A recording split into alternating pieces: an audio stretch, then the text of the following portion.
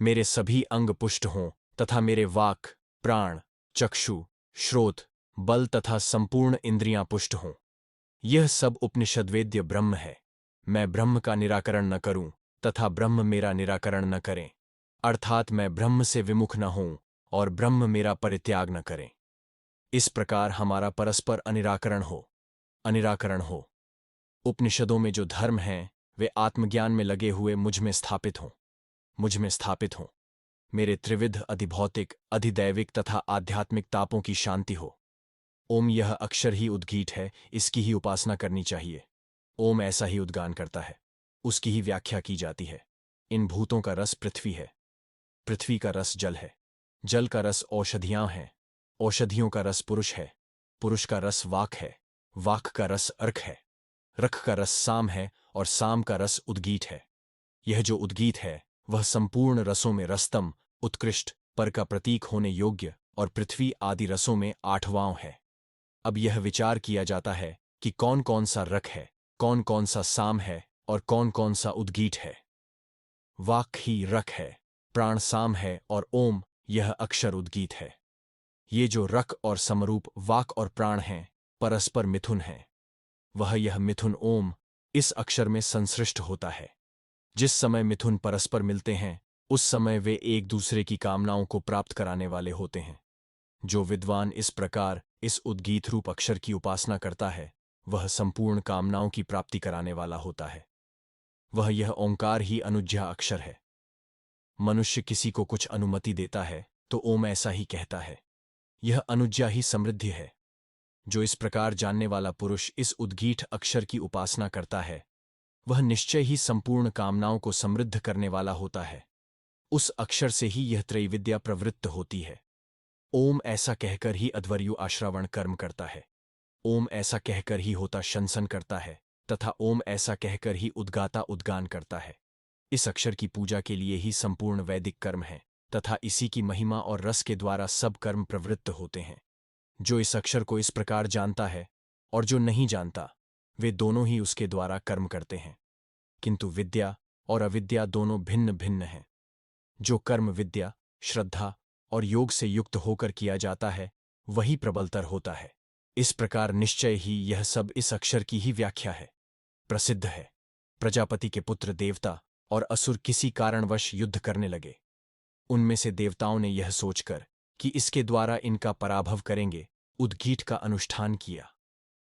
उन्होंने नासिका में रहने वाले प्राण के रूप में उद्गीत की उपासना की, किंतु असुरों ने उसे पाप से संयुक्त कर दिया।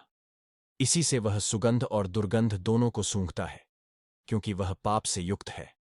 फिर उन्होंने वाणी के रूप में उद्गीत की उपासना की, किंतु असुरों ने उसे पाप से संयुक्त कर दिया। इसी से लोक उसके द्वारा सत्य और मिथ्या दोनों बोलता है, क्योंकि वह पाप से संयुक्त है। फिर उन्होंने चक्षु के रूप में उद्गीत की उपासना की। असुरों ने उसे भी पाप से संयुक्त कर दिया। इसी से लोक उससे देखने योग्य और न देखने योग्य दोनों प्रकार के पदार्थों को देखता है, क्योंकि वह पाप से संयुक्त है। फिर उन्होंने श्रोत्र के रूप में उद्गीत की उपासना की। असुरों ने उसे भी पाप से संयुक्त कर दिया। इसी से लोक उससे सुनने योग्य और न सुनने योग्य दोनों प्रकार की बातों को सुनता है, क्योंकि वह पाप से संयुक्त है। फिर उन्होंने मन के रूप में उद्गीत की उपासना की। असुरों ने उसे भी पाप से संयुक्त कर दिया। इसी कारण लोक उसके द्वारा संकल्प करने योग्य और संकल्प न करने योग्य दोनों ही का संकल्प करता है, क्योंकि वह पाप से संयुक्त है। फिर यह जो प्रसिद्ध मुख्य प्राण है उसी के रूप में उद्गीत की उपासना की। उसके समीप पहुंचकर असुरगण इस प्रकार विध्वस्त हो गए, जिस प्रकार दुर्भेद्य पाषाण से टकराकर मिट्टी का ढेला नष्ट हो जाता है। जिस प्रकार मिट्टी का ढेला दुर्भेद्य पाषाण को प्राप्त होकर विनष्ट हो जाता है, उसी प्रकार वह व्यक्ति नाश को प्राप्त हो जाता है, जो इस प्रकार जानने वाले पुरुष के प्रति पापाचरण की कामना करता है, क्योंकि यह प्राणोपासक अभेद्य पाषाण ही है।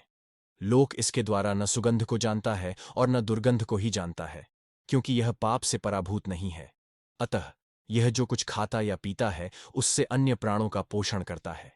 अंत में इस मुख्य प्राण को प्राप्त न होने के कारण ही अन्य प्राण समूह उत्क्रमण करता है, और इसी कारण अंत में पुरुष मुख फाड़ देता है। अंगिरा आर्षि ने इसके ही रूप में उद्गीत की उपासना की थी। अतः इस प्राण को ही आंगिरस मानते हैं। क्योंकि यह संपूर्ण अंगों का रस है। इसी कारण बृहस्पति ने उस प्राण के रूप में उद्गीठ की उपासना की थी। अतः इस प्राण को ही बृहस्पति मानते हैं, क्योंकि वाक ही बृहति है और यह उसका पति है। इसी कारण आयास्य ने उस प्राण के रूप में उद्गीत की उपासना की थी। अतः इस प्राण को ही अयास्य मानते हैं, क्योंकि यह आस्य मुख से निकलता है। अतः दल्भ के पुत्र बक ने उसे जाना। वह नैमिषारण्य में यज्ञ करने वालों का उद्गाता हुआ और उसने उनकी कामना पूर्ति के लिए उद्गान किया। इसे इस प्रकार जानने वाला जो विद्वान इस उद्गीत संज्ञक अक्षर की इस प्रकार उपासना करता है, वह कामनाओं का आगान करने वाला होता है। इसके अनंतर अधिदैवत उपासना का वर्णन किया जाता है, जो कि वह आदित्य तपता है, उसके रूप में उद्गीत की उपासना करनी चाहिए। यह उदित होकर प्रजाओं के लिए उद्गान करता है, उदित होकर अंधकार और भय का नाश करता है। जो इस प्रकार इसको जानता है, वह निश्चय ही अंधकार और भय का नाश करने वाला होता है। यह प्राण और सूर्य परस्पर समान ही हैं। यह प्राण उष्ण है और वह सूर्य भी उष्ण है। इस प्राण को स्वर ऐसा कहते हैं और उस सूर्य को स्वर एवं प्रत्यास्वर ऐसा कहते हैं। अतः इस प्राण और उस सूर्य रूप से उद्गीठ की उपासना करे। तदनंतर दूसरे प्रकार से व्यानदृष्टि से ही उद्गीठ की उपासना करे। पुरुष जो प्राणन करता है वह प्राण है, और जो अपश्वास लेता है वह अपान है। तथा प्राण और अपान की जो संधि है वही व्यान है। जो व्यान है वही वाक है। इसी से पुरुष प्राण और अपान क्रिया न करते हुए ही वाणी बोलता है। जो वाक्य है वही रक है। उसी से पुरुष प्राण और अपान की क्रिया न करता हुआ रक का उच्चारण करता है। जो रक है वही साम है। इसी से प्राण और अपान की क्रिया न करता हुआ सामगान करता है। जो साम है वही उद्गीठ है। इसी से प्राण और अपान की क्रिया न करता हुआ उद्गान करता है। इसके सिवा जो और भी वीर्य युक्त कर्म हैं, जैसे अग्नि का मंथन, किसी सीमा तक दौड़ना तथा सुदृढ़ धनुष को खींचना, इन सब कर्मों को भी पुरुष प्राण और अपान की क्रिया न करता हुआ ही करता है। इस कारण व्यान दृष्टि से ही उद्गीठ की उपासना करनी चाहिए।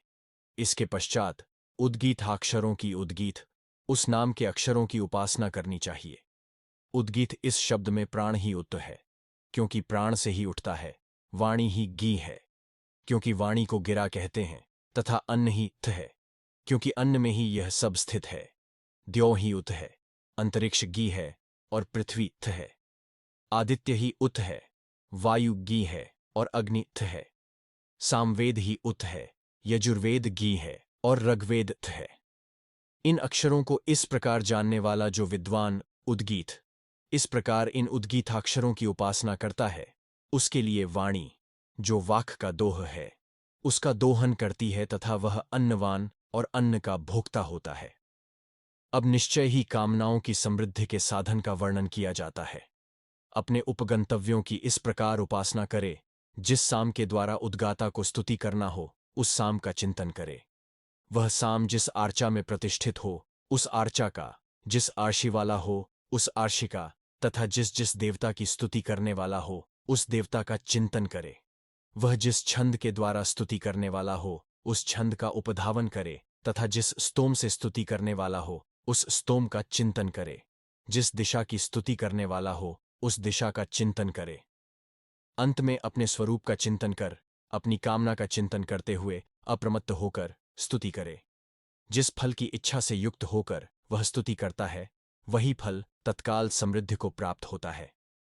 ओम, यह अक्षर ही उद्गीठ है, इस प्रकार इसकी उपासना करे। ओम ऐसा ही उद्गान करता है, उसकी ही व्याख्या की जाती है। मृत्यु से भय मानते हुए देवताओं ने त्रैविद्या में प्रवेश किया। उन्होंने अपने को छंदों से आच्छादित कर लिया। देवताओं का उनके द्वारा अपने को आच्छादित करना ही छंदों का छंदपन है। जिस प्रकार मछेरा जल में मछलियों को देख लेता है, उसी प्रकार रक, साम और यजु संबंधी कर्मों में लगे हुए उन देवताओं को मृत्यु ने देख लिया। इस बात को जान लेने पर देवताओं ने अरक, साम और यजु संबंधी कर्मों से निवृत्त होकर स्वर में ही प्रवेश किया। जिस समय रक को प्राप्त करता है, उस समय वह ओम ऐसा कहकर ही बड़े आदर से उच्चारण करता है। इसी प्रकार वह साम और यजु को भी प्राप्त करता है। यह जो अक्षर है, वह अन्य स्वरों के समान स्वर है। यह अमृत और अभय रूप है। इसमें प्रविष्ट होकर देवगण अमृत और अभय हो गए थे। वह जो इसे इस प्रकार जानने वाला होकर इस अक्षर की स्तुति करता है, इस अमृत और अभय रूप अक्षर में ही प्रवेश कर जाता है तथा इसमें प्रविष्ट होकर जिस प्रकार देवगण अमर हो गए थे उसी प्रकार अमर हो जाता है। निश्चय ही जो उद्गीत है वही प्रणव है और जो प्रणव है वही उद्गीत है। इस प्रकार यह आदित्य ही उद्गीत है, यही प्रणव है, क्योंकि यह ओम ऐसा उच्चारण करता हुआ ही गमन करता है। मैंने प्रमुखता से इसी का गान किया था। इसी से मेरे तू एक ही पुत्र है, ऐसा कौशिकी ने अपने पुत्र से कहा। अतः तू रश्मियों का भेद रूप से चिंतन कर, इससे निश्चय ही तेरे बहुत से पुत्र होंगे। यह अधिदैवत उपासना है, इसके आगे अध्यात्म उपासना है। यह जो मुख्य प्राण है उसी के रूप में उद्गीत की उपासना करें, क्योंकि यह ओम इस प्रकार अनुज्ञा करता हुआ गमन करता है। मैंने प्रमुखता से केवल इसी का गान किया था, इसीलिए मेरे तू अकेला ही पुत्र हुआ, ऐसा कौशिकी ने अपने पुत्र से कहा। अतः तू मेरे बहुत से पुत्र होंगे। इस अभिप्राय से भेदगुण विशिष्ट प्राणों का प्रमुखता से गान कर। निश्चय ही जो उद्गीत है वही प्रणव है तथा जो प्रणव है वही उद्गीत है। इस प्रकार उद्गाता होता के कर्म में किए हुए उद्गान संबंधी दोष का अनुसंधान करता है।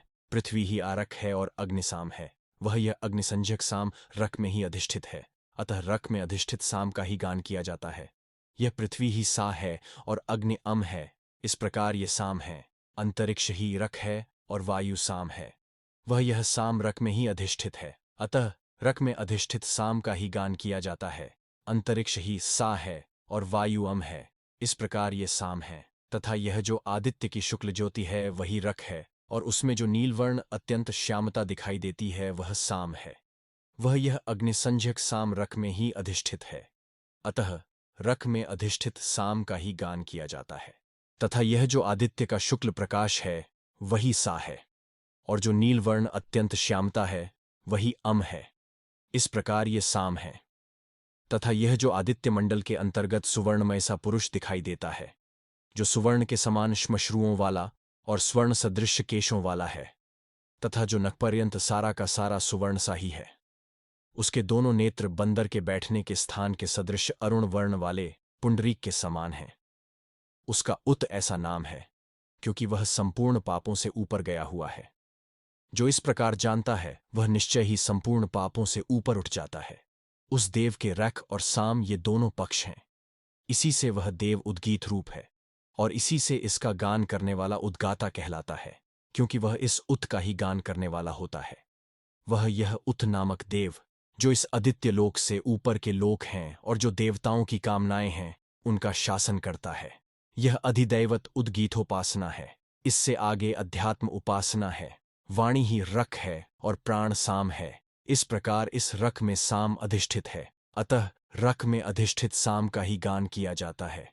वाक ही सा है और प्राण अम है, इस प्रकार ये साम है। चक्षु ही रख है और आत्मा साम है, इस प्रकार इस रख में साम अधिष्ठित है, अतः रख में अधिष्ठित साम का ही गान किया जाता है। चक्षु ही सा है और आत्मा अम है, इस प्रकार ये साम है। श्रोत्र ही रख है और मन साम है, इस प्रकार इस रख में साम अधिष्ठित है, अतः रख में अधिष्ठित साम का ही गान किया जाता है। श्रोत्र ही सा है और मन अम है, इस प्रकार ये साम है। तथा यह जो आंखों का शुक्ल प्रकाश है वह रख है और जो नीलवर्ण अत्यंत श्यामता है वह साम है, इस प्रकार इस रख में साम अधिष्ठित है, अतः रख में अधिष्ठित साम का ही गान किया जाता है। तथा यह जो नेत्र का शुक्ल प्रकाश है वही सा है और जो नीलवर्ण परम श्यामता है वही अम है, इस प्रकार ये साम है। तथा यह जो नेत्रों के मध्य में पुरुष दिखलाई देता है वही रख है, वही साम है, वही उक्त है, वही यज्जु है और वही ब्रह्म है। इस पुरुष का वही रूप है जो उस आदित्य पुरुष का रूप है। जो उसके पक्ष हैं वही इसके पक्ष हैं, जो उसका नाम है वही इसका नाम है। वह चाक्षुष पुरुष जो इस अध्यात्म आत्मा से नीचे के लोक हैं उनका तथा मानवीय कामनाओं का शासन करता है। अतः जो ये लोक वीणा में गान करते हैं वे उसी का गान करते हैं, इसी से वे धनवान होते हैं। तथा जो इस प्रकार दोनों को जानने वाला पुरुष सामगान करता है वह दोनों का ही गान करता है। तथा वह इसके ही द्वारा जो इस आदित्य लोक से ऊपर के लोक हैं और जो देवताओं के भोग हैं उन्हें प्राप्त करता है, तथा इसी के द्वारा जो इससे नीचे के लोक हैं उन्हें और मनुष्य संबंधी कामनाओं को प्राप्त करता है।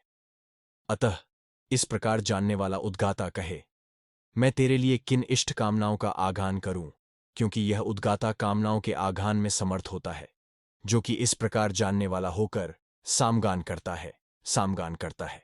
कहते हैं, शालावान का पुत्र शिलक, चिकितायन का पुत्र दालभ्य और जीवल का पुत्र प्रवाहण, ये तीनों उद्गीत विद्या में कुशल थे।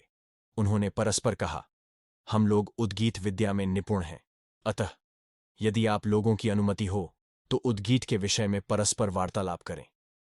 तब वे बहुत अच्छा ऐसा कहकर बैठ गए। फिर जीवल के पुत्र प्रवाहण ने कहा, पहले आप दोनों पूज्यवर प्रतिपादन करें, मैं आप ब्राह्मणों की कही हुई वाणी को श्रवण करूंगा। तब उस शालावान के पुत्र शिलक ने चिकितायन कुमार दालभ्य से कहा, यदि तुम्हारी अनुमति हो तो मैं तुमसे पूछूं?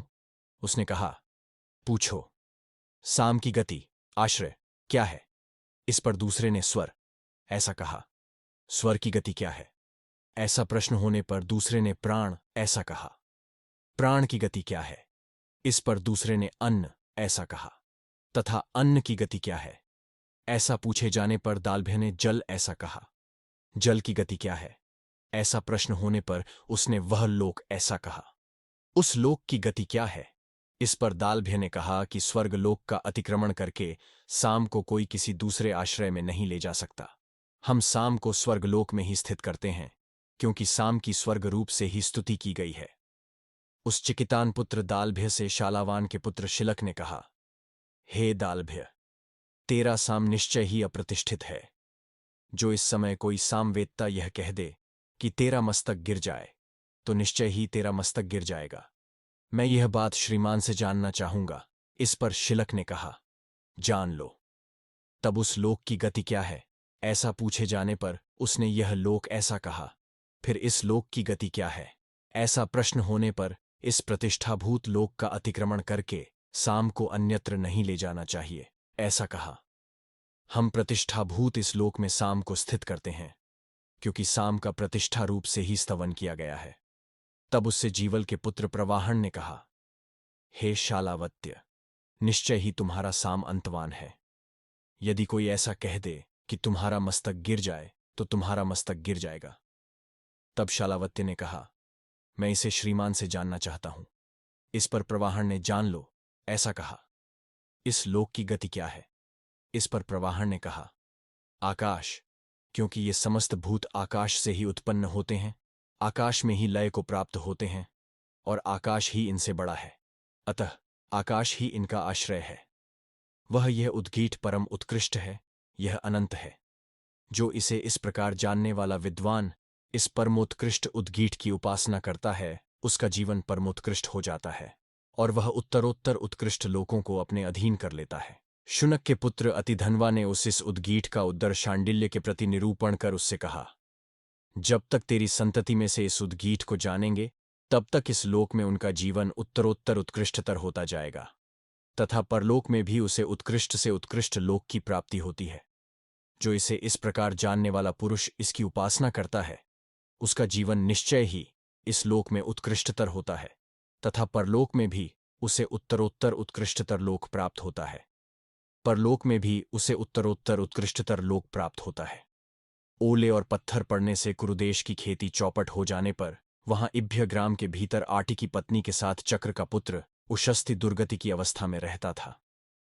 उसने घूने हुए उड़द खाने वाले महावत से याचना की। तब उसने उससे कहा, इन झूठे उड़दों के सिवा मेरे पास और नहीं है। जो कुछ एकत्र थे वे सब के सब तो मैंने भोजन पात्र में रख लिए हैं, तू मुझे इन्हें ही दे दे, ऐसा उशस्ति ने कहा। तब महावत ने वे उड़द उसे दे दिए और कहा, यह अनुपान भी लो। इस पर वह बोला, इसे लेने से मेरे द्वारा निश्चय ही उच्छिष्ट जल पिया जाएगा। क्या ये उड़द भी उच्छिष्ट नहीं है? उसने कहा, इन्हें खाए बिना तो मैं जीवित नहीं रह सकता था। जलपान तो मुझे यथेच्छ मात्रा में मिलता है। उन्हें खाकर वह बचे हुए उड़दों को अपनी पत्नी के लिए ले आया। वह पहले ही खूब भिक्षा प्राप्त कर चुकी थी, अतः उसने उन्हें लेकर रख दिया। उसने प्रातःकाल शय्या त्याग करने के अनंतर पत्नी से कहा, यदि हमें कुछ अन्न मिल जाता तो हम कुछ धन प्राप्त कर लेते, क्योंकि वह राजा यज्ञ करने वाला है। वह समस्त रथविक कर्मों के लिए मेरा वरण कर लेगा। उससे उसकी पत्नी ने कहा, स्वामिन, वे उड़द ही ये मौजूद हैं। उशस्ती उन्हें खाकर रथविजों द्वारा विस्तार पूर्वक किए जाने वाले उस यज्ञ में गया। वहां जाकर स्तुति के स्थान में स्तुति करते हुए उद्गताओं के समीप बैठ गया और उसने प्रस्तोता से कहा, हे प्रस्तोता, जो देवता प्रस्ताव भक्ति में अनुगत है, यदि तू उसे बिना जाने प्रस्तवन करेगा तो तेरा मस्तक गिर जाएगा। इसी प्रकार उसने उद्गाता से भी कहा, हे उद्गाता, जो देवता उद्गीठ में अनुगत है, यदि तू उसे जाने बिना उद्गान करेगा तो तेरा मस्तक गिर जाएगा। इसी प्रकार प्रतिहर्ता से भी कहा, हे प्रतिहर्ता, जो देवता प्रतिहार में अनुगत है, यदि तू उसे जाने बिना प्रतिहरण करेगा तो तेरा मस्तक गिर जाएगा। तब वे प्रस्तोता आदि अपने अपने कर्मों से उपरत हो मौन होकर बैठ गए। तब उससे यजमान ने कहा, मैं आप पूज्य चरण को जानना चाहता हूं। इस पर उसने कहा, मैं चक्र का पुत्र उशस्ती हूं। मैंने इन समस्त रथविक कर्मों के लिए श्रीमान को खोजा था। श्रीमान के न मिलने से ही मैंने दूसरे रथविजों का वरण किया था। मेरे समस्त रथविक कर्मों के लिए श्रीमान ही रहें। ऐसा सुनकर उशस्ती ने ठीक है ऐसा कहा और बोला, अच्छा, तो मेरे द्वारा प्रसन्नता से आज्ञा दिए हुए ये ही लोग स्तुति करें, और तुम जितना धन इन्हें दो उतना ही मुझे देना। तब यजमान ने कहा, ऐसा ही होगा। तदनंतर उशस्ती के पास प्रस्तोता आया और बोला, भगवन, आपने जो मुझसे कहा था कि हे प्रस्तोता, जो देवता प्रस्ताव में अनुगत है, यदि तू उसे बिना जाने प्रस्तवन करेगा तो तेरा मस्तक गिर जाएगा, सो वह देवता कौन है? उसने कहा, वह देवता प्राण है, क्योंकि ये समस्त भूत प्राण में ही प्रवेश कर जाते हैं और प्राण से ही उत्पन्न होते हैं। वह यह प्राण देवता ही प्रस्ताव में अनुगत है। यदि तू उसे जाने बिना ही प्रस्तवन करता तो मेरे द्वारा इस प्रकार कहे जाने पर तेरा मस्तक गिर जाता। तदनंतर उशस्ती के पास उद्गाता आया और बोला, भगवन, आपने जो मुझसे कहा था कि हे उद्गाता, जो देवता उद्गीठ में अनुगत है, यदि तू उसे बिना जाने उद्गान करेगा तो तेरा मस्तक गिर जाएगा, सो वह देवता कौन है? उसने कहा, वह देवता आदित्य है, क्योंकि ये समस्त भूत ऊंचे उठे आदित्य का ही गान करते हैं। वह यह आदित्य देवता ही उद्गीठ में अनुगत है। यदि तू उसे जाने बिना ही उद्गान करता तो मेरे द्वारा इस प्रकार कहे जाने पर तेरा मस्तक गिर जाता। तदनंतर उशस्ती के पास प्रतिहर्ता आया और बोला, भगवन, आपने जो मुझसे कहा था कि हे प्रतिहर्ता, जो देवता प्रतिहार में अनुगत है, यदि तू उसे बिना जाने प्रतिहरण करेगा तो तेरा मस्तक गिर जाएगा, सो वह देवता कौन है? उसने कहा, वह देवता अन्न है, क्योंकि ये समस्त भूत अपने प्रति अन्न का ही हरण करते हुए जीवित रहते हैं। वह यह अन्न देवता ही प्रतिहार में अनुगत है। यदि तू उसे जाने बिना ही प्रतिहरण करता तो मेरे द्वारा इस प्रकार कहे जाने पर तेरा मस्तक गिर जाता। तदनंतर अब शौव उद्गीठ का आरंभ किया जाता है। वहां प्रसिद्ध है कि दल्भ का पुत्र बक अथवा मित्रा का पुत्र ग्लाव स्वाध्याय के लिए जलाशय के समीप गया। उसके समीप एक श्वेत कुत्ता प्रकट हुआ। उसके पास दूसरे कुत्तों ने आकर कहा, भगवन, आप हमारे लिए अन्न का आघान कीजिए, हम निश्चय ही भूखे हैं। उनसे श्वेत कुत्ते ने कहा, तुम प्रातःकाल यहीं मेरे पास आना। तब दाल्भ्य बक अथवा मैत्रेय ग्लाव उनकी प्रतीक्षा करता रहा। उन कुत्तों ने जिस प्रकार कर्म में बहिष्पवमान स्तोत्र से स्तवन करने वाले उद्गाता परस्पर मिलकर भ्रमण करते हैं, उसी प्रकार भ्रमण किया और फिर वहां बैठकर हिंकार करने लगे। ओम हम खाते हैं, ओम हम पीते हैं, ओम देवता, वरुण, प्रजापति, सूर्यदेव यहां अन्न लावें।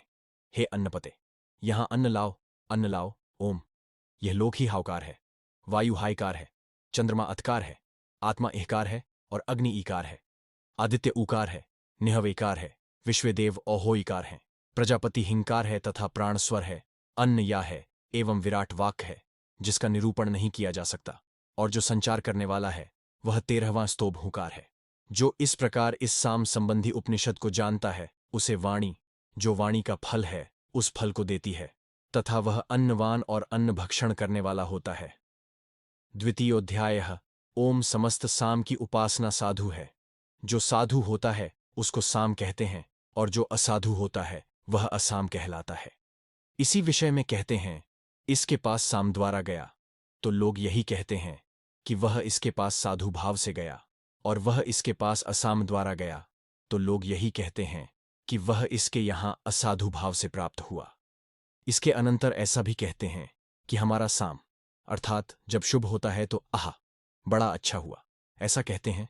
और ऐसा भी कहते हैं कि हमारा असाम हुआ, अर्थात जब अशुभ होता है तो ओह बुरा हुआ, ऐसा कहते हैं।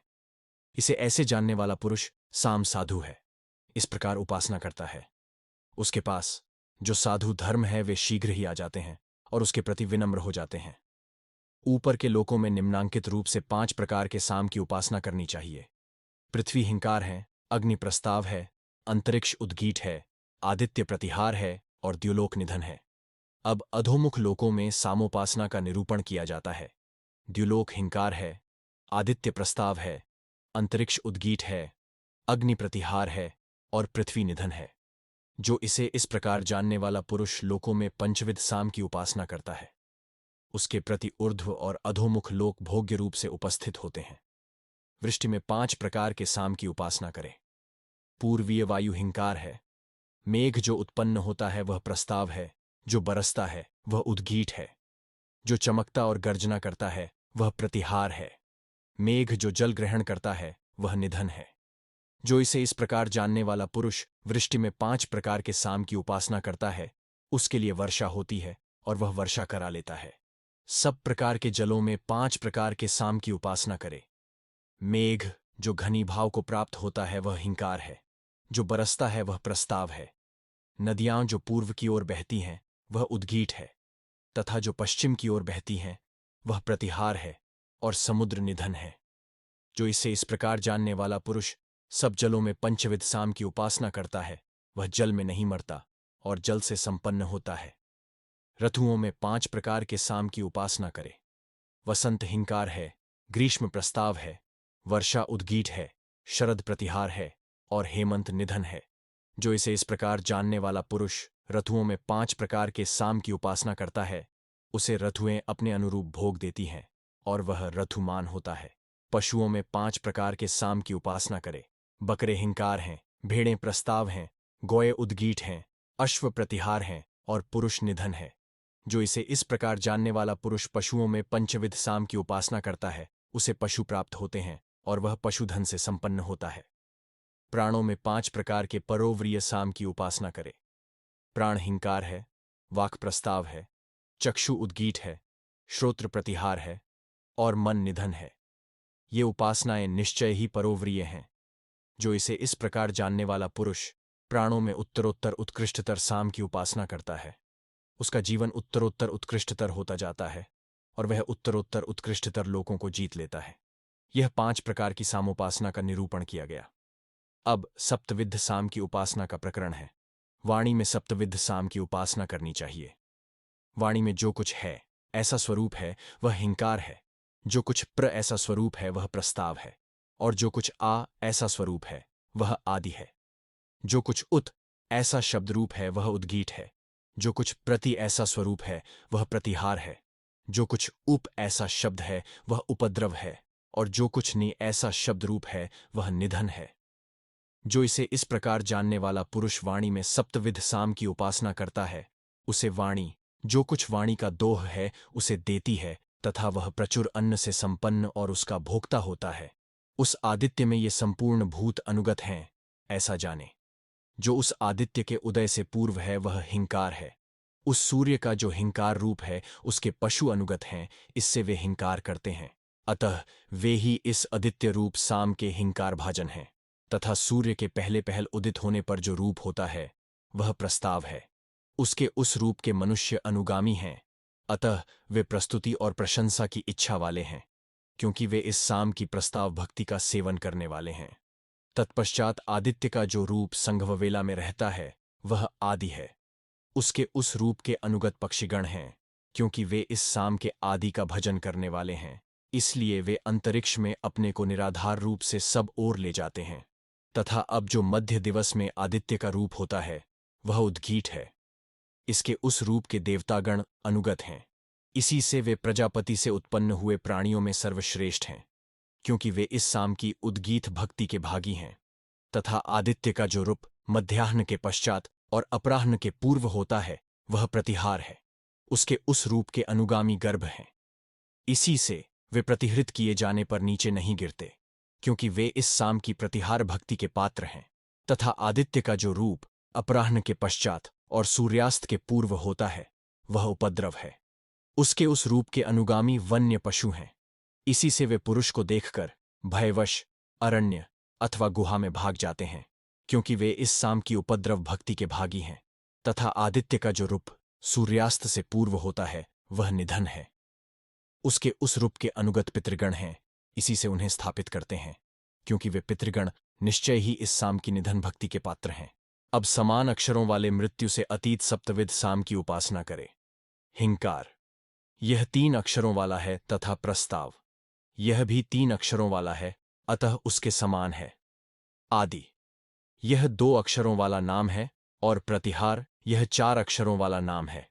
इसमें से एक अक्षर निकालकर आदि में मिलाने से वे समान हो जाते हैं। उद्गीत, यह 3 अक्षरों का, और उपद्रव, यह 4 अक्षरों का नाम है। ये दोनों 3-3 अक्षरों में तो समान हैं, किंतु एक अक्षर बच रहता है, अतः 3 अक्षरों वाला होने से तो वह भी उसके समान ही है। निधन, यह नाम 3 अक्षरों का है, अतः यह उनके समान ही है। वे ही ये 20 अक्षर हैं।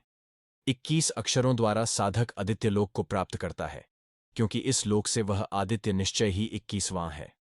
22वें अक्षर द्वारा वह आदित्य से परे उस दुःखहीन एवं शोकरहित लोक को जीत लेता है।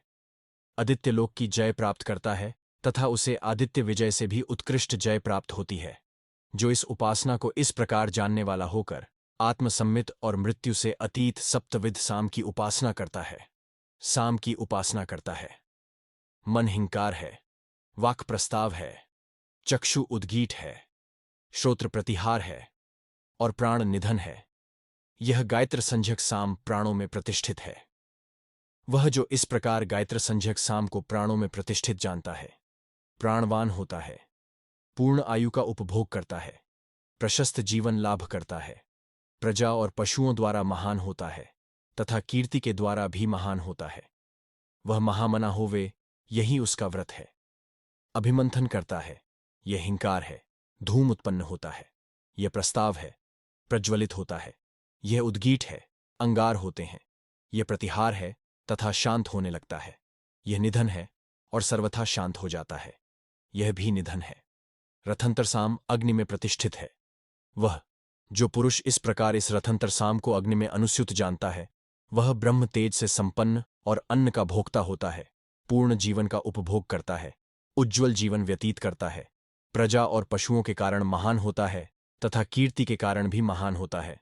अग्नि की ओर मुख करके भक्षण न करे और न थूके ही, यह व्रत है। पुरुष जो संकेत करता है, वह हिंकार है। जो तोष देता है, वह प्रस्ताव है।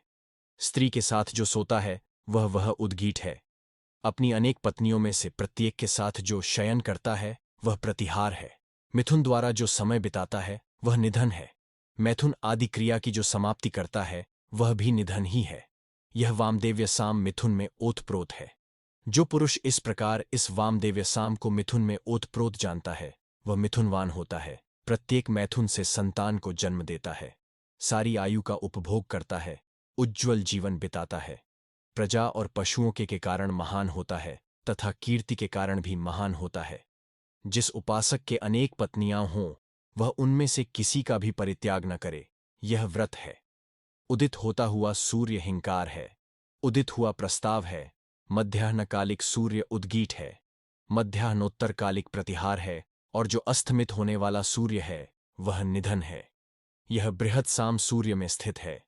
वह पुरुष जो इस प्रकार इस बृहद साम को सूर्य में स्थित जानता है, तेजस्वी और अन्न का भोग करने वाला होता है, पूर्ण जीवन का उपभोग करता है, उज्ज्वल जीवन व्यतीत करता है, प्रजा और पशुओं के कारण महान होता है, तथा कीर्ति के कारण भी महान होता है। तपते हुए सूर्य की निंदा न करे, यह नियम है। बादल एकत्रित होते हैं, यह हिंकार है। मेघ उत्पन्न होता है, यह प्रस्ताव है। जल बरसता है, यह उद्गीट है। बिजली चमकती और कड़कती है, यह प्रतिहार है, तथा वृष्टि का उपसंहार होता है, यह निधन है। यह वह रूपसाम मेघ में ओतप्रोत है। वह पुरुष जो इस प्रकार इस वैरूप साम को पर्जन्य में अनुस्यूत जानता है, वह विरूप और सुरूप पशुओं का अवरोध करता है, पूर्ण आयु का उपभोग करता है, उज्ज्वल जीवन व्यतीत करता है, प्रजा और पशुओं के कारण महान होता है तथा कीर्ति के कारण भी महान होता है। बरसते हुए मेघ की निंदा न करे, यह व्रत है। वसंत हिंकार है, ग्रीष्म प्रस्ताव है, वर्षा उद्गीठ है, शरद ऋतु प्रतिहार है, हेमंत निधन है, यह वैराज साम ऋतुओं में अनुस्यूत है। वह पुरुष जो इस प्रकार वैराज साम को ऋतुओं में अनुस्यूत जानता है, प्रजा, पशु और ब्रह्मतेज के कारण शोभित होता है, पूर्ण आयु का उपभोग करता है, उज्ज्वल जीवन व्यतीत करता है, प्रजा और पशुओं के कारण महान होता है तथा कीर्ति के कारण भी महान होता है। ऋतुओं की निंदा न करे, यह व्रत है। पृथ्वी हिंकार है, अंतरिक्ष प्रस्ताव है, द्युलोक उद्गीठ है, दिशाएं प्रतिहार हैं और समुद्र निधन है, यह शवकरी साम लोकों में अनुस्यूत है। वह पुरुष जो इस प्रकार इस शवकरी साम को लोकों में अनुस्यूत जानता है, लोकवान होता है, पूर्ण आयु का उपभोग करता है, उज्ज्वल जीवन व्यतीत करता है, प्रजा और पशुओं के कारण महान होता है तथा कीर्ति के कारण भी महान होता है। लोकों की निंदा न करे, यह व्रत है। बकरी हिंकार है, भेड़ें प्रस्ताव हैं, गौएं उद्गीठ हैं, घोड़े प्रतिहार हैं और पुरुष निधन है, यह रेवती साम पशुओं में अनुस्यूत है। वह पुरुष जो इस प्रकार इस रेवती साम को पशुओं में अनुस्यूत जानता है, पशुमान होता है, पूर्ण आयु का उपभोग करता है, उज्ज्वल जीवन व्यतीत करता है, प्रजा और पशुओं के कारण महान होता है तथा कीर्ति के कारण भी महान होता है। पशुओं की निंदा न करे, यह व्रत है। लोम हिंकार है, त्वचा प्रस्ताव है, मांस उद्गीठ हैं, अस्थि प्रतिहार हैं और मज्जा निधन है, यह यज्ञायज्ञीय साम अंगों में अनुस्यूत है। वह पुरुष जो इस प्रकार इस यज्ञायज्ञीय साम को अंगों में अनुस्यूत जानता है, अंगवान होता है, वह अंग के कारण कुटिल नहीं होता, पूर्ण आयु का उपभोग करता है, उज्ज्वल जीवन व्यतीत करता है, प्रजा और पशुओं के कारण महान होता है तथा कीर्ति के कारण भी महान होता है। 1 वर्ष तक मांस भक्षण न करे, यह व्रत है, अथवा मांस भक्षण न करे, ऐसा नियम है। अग्निहिंकार है, वायु प्रस्ताव है, आदित्य उद्गीठ है, नक्षत्र प्रतिहार है और चंद्रमा निधन है, यह राजन साम देवताओं में अनुस्यूत है। वह पुरुष जो इस प्रकार इस राजन साम को देवताओं में अनुस्यूत जानता है, उन्हीं देवताओं के सालोक्य, सारहित्व और सायुज्य को प्राप्त होता है, पूर्ण आयु का उपभोग करता है, उज्ज्वल जीवन व्यतीत करता है, प्रजा और पशुओं के कारण महान होता है तथा कीर्ति के कारण भी महान होता है। ब्राह्मणों की निंदा न करे, यह व्रत है। त्रिविद्या हिंकार है, ये 3 लोक प्रस्ताव हैं, अग्नि, वायु और आदित्य उद्गीठ हैं, नक्षत्र, पक्षी और किरणें प्रतिहार हैं, सर्प, गंधर्व और पितृगण निधन हैं, यह सामोपासना सब में अनुस्यूत है। वह जो इस प्रकार सब में अनुस्यूत इस साम को जानता है, सर्वरूप हो जाता है। इसी विषय में यह मंत्र भी है जो 5 प्रकार के 3-3 बतलाए गए हैं, उनसे श्रेष्ठ तथा उनके अतिरिक्त और कोई नहीं है। जो उसे जानता है वह सब कुछ जानता है, उसे सभी दिशाएं बलि समर्पित करती हैं। मैं सब कुछ हूं, इस प्रकार उपासना कर। यह नियम है, यह नियम है। साम के विनर्दी नामक गान का वर्णन करता हूं। वह पशुओं के लिए हितकर है और अग्नि देवता संबंधी उद्गीठ है। प्रजापति का उद्गीठ अनिरुक्त है, सोम का निरुक्त है, वायु का मृदुल और श्लक्ष्ण है, इंद्र का श्लक्ष्ण और बलवान है, बृहस्पति का क्रौंच है और वरुण का अपध्वांत है। इन सभी उद्गीठों का सेवन करे, केवल वरुण संबंधी उद्गीठ का ही परित्याग कर दे। मैं देवताओं के लिए अमृतत्व का आगान करूं, इस प्रकार चिंतन करते हुए आगान करे। पितृगण के लिए स्वधा, मनुष्यों के लिए आशा, पशुओं के लिए तृण और जल, यजमान के लिए स्वर्गलोक और अपने लिए अन्न का आगान करूं। इस प्रकार इनका मन से ध्यान करते हुए प्रमाद रहित होकर स्तुति करे। संपूर्ण स्वर इंद्र के आत्मा है, समस्त उष्म वर्ण प्रजापति के आत्मा है, समस्त स्पर्श वर्ण मृत्यु के आत्मा है। उस उद्गाता को यदि कोई पुरुष स्वरों के उच्चारण में दोष प्रदर्शित करे, तो वह उससे कहे कि मैं इंद्र के शरणागत हूं, वही तुझे इसका उत्तर देगा। और यदि कोई इसे उष्म वर्णों के उच्चारण में दोष प्रदर्शित करे, तो उससे कहे कि मैं प्रजापति के शरणागत था, वही तेरा मर्दन करेगा। और यदि कोई इसे स्पर्शों के उच्चारण में उलाहना दे, तो उससे कहे कि मैं मृत्यु की शरण को प्राप्त था, वही तुझे दग्ध करेगा। संपूर्ण स्वर घोषयुक्त और बलयुक्त उच्चारण किए जाने चाहिए। अतः मैं इंद्र में बल का आधान करूं, ऐसा चिंतन करना चाहिए। सारे ऊष्म वर्ण अग्रस्त, अनिरस्त एवं विवृत रूप से उच्चारण किए जाते हैं। अतः मैं प्रजापति को आत्मदान करूं, ऐसा चिंतन करना चाहिए। समस्त स्पर्श वर्णों को एक दूसरे से तनिक भी मिलाए बिना ही बोलना चाहिए, और उस समय मैं मृत्यु से अपना परिहार करूं, ऐसा चिंतन करना चाहिए। धर्म के 3 स्कंध हैं, यज्ञ, अध्ययन और दान। ये पहला स्कंध है। तप ही दूसरा स्कंध है। आचार्य कुल में रहने वाला ब्रह्मचारी, जो आचार्य कुल में अपने शरीर को अत्यंत क्षीण कर देता है, तीसरा स्कंध है। ये सभी पुण्यलोक के भागी होते हैं। ब्रह्म में सम्यक प्रकार से स्थित सन्यासी अमृतत्व को प्राप्त होता है। प्रजापति ने लोकों के उद्देश्य से ध्यान रूप तप किया। उन अभितप्त लोकों से त्रैविद्या की उत्पत्ति हुई, तथा उस अभितप्त त्रैविद्या से भूः भुवः और स्वः ये अक्षर उत्पन्न हुए। उन अक्षरों का आलोचना किया। उन आलोचित अक्षरों से ओंकार उत्पन्न हुआ।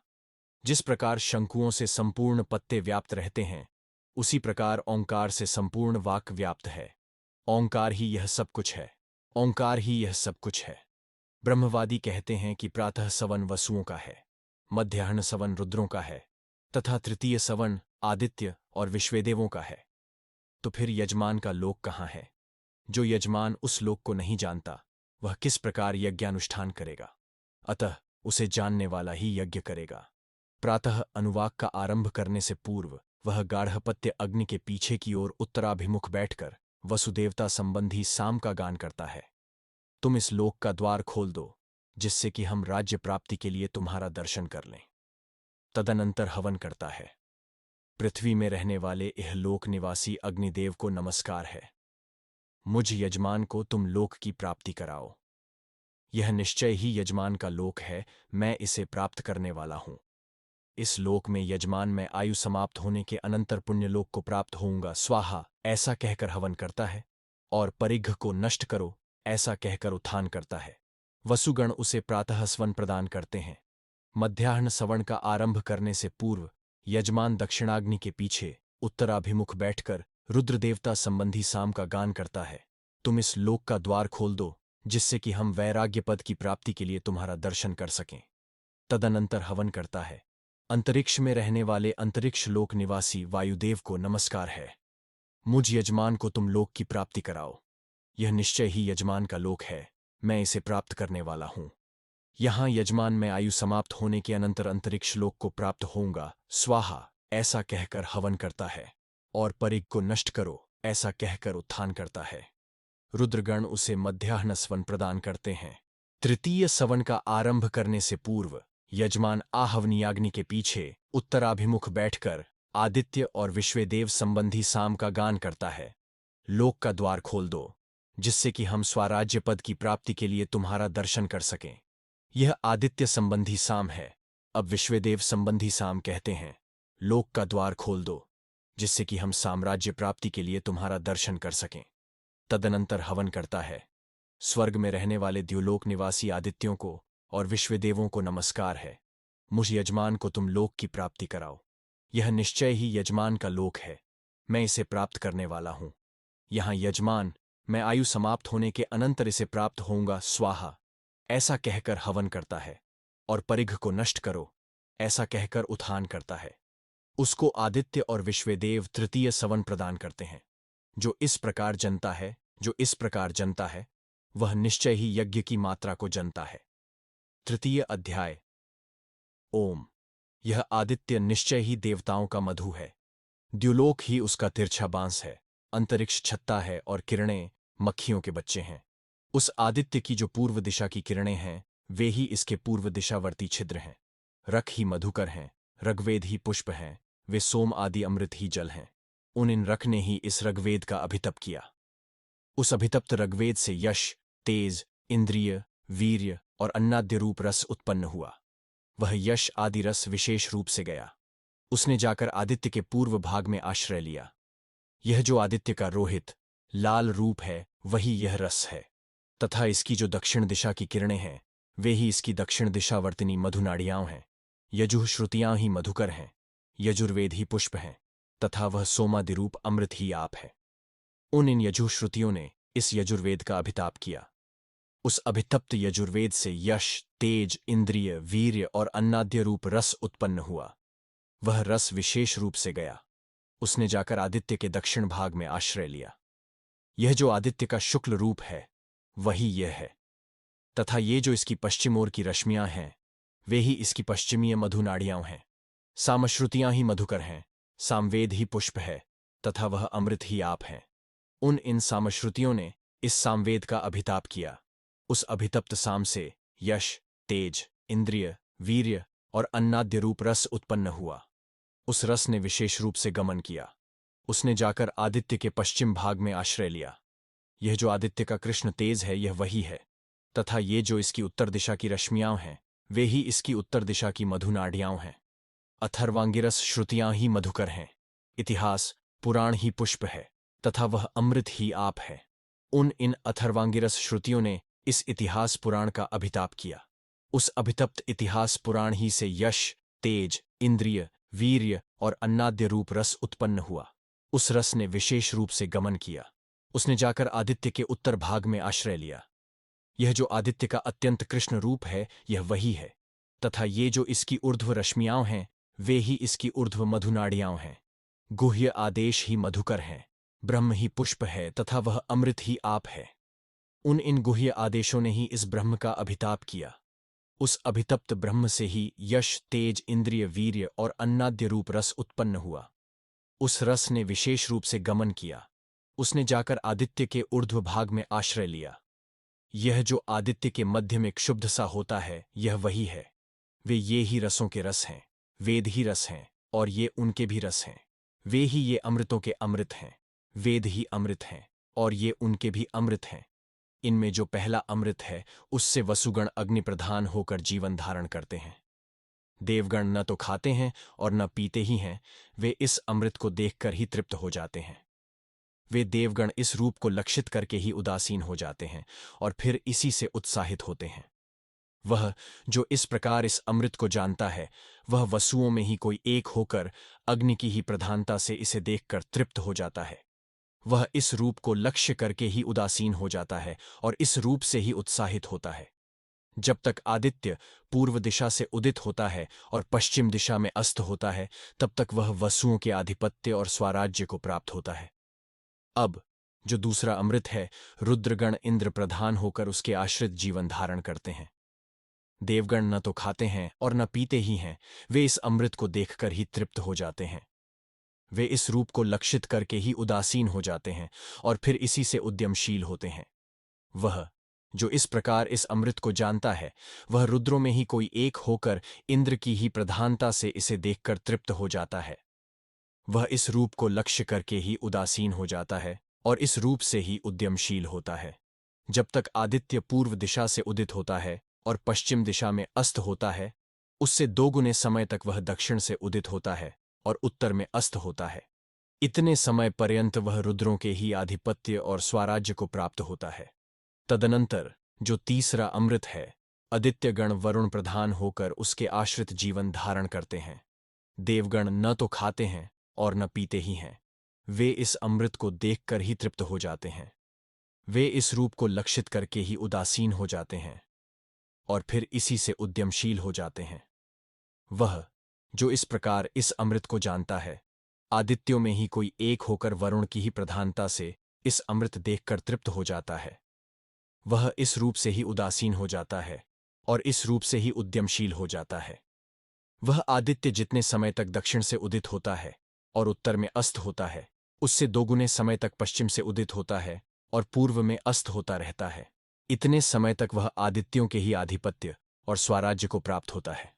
तथा जो चौथा अमृत है मरुदगण सोम प्रधान होकर उसके आश्रित जीवन धारण करते हैं। देवगण न तो खाते हैं और न पीते ही हैं, वे इस अमृत को देखकर ही तृप्त हो जाते हैं। वे इस रूप को लक्षित करके ही उदासीन हो जाते हैं और फिर इसी से उद्यमशील हो जाते हैं। वह जो इस प्रकार इस अमृत को जानता है मरुतों में ही कोई एक होकर सोम की ही प्रधानता से इस अमृत देखकर तृप्त हो जाता है। वह इस रूप से ही उदासीन हो जाता है और इस रूप से ही उद्यमशील हो जाता है। वह आदित्य जितने समय तक पश्चिम से उदित होता है और पूर्व में अस्त होता है उससे दोगुने समय तक उत्तर से उदित होता है और दक्षिण में अस्त होता रहता है। इतने समय तक वह मरुद्गण के ही आधिपत्य और स्वराज्य को प्राप्त होता है। तथा जो पांचवां अमृत है, साध्यगण ब्रह्मा की प्रधानता से उसके आश्रित जीवन धारण करते हैं। देवगण न तो खाते हैं और न पीते ही हैं, वे इस अमृत को देखकर ही तृप्त हो जाते हैं। वे इस रूप को लक्षित करके ही उदासीन हो जाते हैं और फिर इसी से उद्यमशील हो जाते हैं। वह जो इस प्रकार इस अमृत को जानता है, साध्यगण में ही कोई एक होकर ब्रह्मा की ही प्रधानता से इस अमृत देखकर तृप्त हो जाता है। वह इस रूप को लक्ष्य करके ही उदासीन होता है और इस रूप से ही उद्यमशील हो जाता है। वह आदित्य जितने समय तक उत्तर से उदित होता है और दक्षिण में अस्त होता है, उससे दोगुने समय तक ऊपर की ओर उदित होता है और नीचे की ओर अस्त होता है। इतने समय तक वह साध्यों के ही आधिपत्य और स्वराज्य को प्राप्त होता है। फिर उसके पश्चात वह ऊर्ध्वगत होकर उदित होने पर फिर न तो उदित होगा और न अस्त ही होगा, बल्कि अकेला ही मध्य में स्थित रहेगा। उसके विषय में यह श्लोक है। वहां निश्चय ही ऐसा नहीं होता। वहां न कभी अस्त होता है और न उदय होता है। हे देवगण, इस सत्य के द्वारा मैं ब्रह्म से विरुद्ध न हूं। जो इस प्रकार इस ब्रह्मोपनिषद को जनता है, उसके लिए न तो उदित होता है और न अस्त होता है। उसके लिए सर्वदा दिन ही रहता है। वह यह मधु ज्ञान ब्रह्मा ने विराट प्रजापति से कहा था। प्रजापति ने मनु से कहा और मनु ने प्रजावर्ग के प्रति कहा, तथा अपने ज्येष्ठ पुत्र अरुण नंदन उद्दालक को उसके पिता ने इस ब्रह्म विज्ञान का उपदेश दिया था।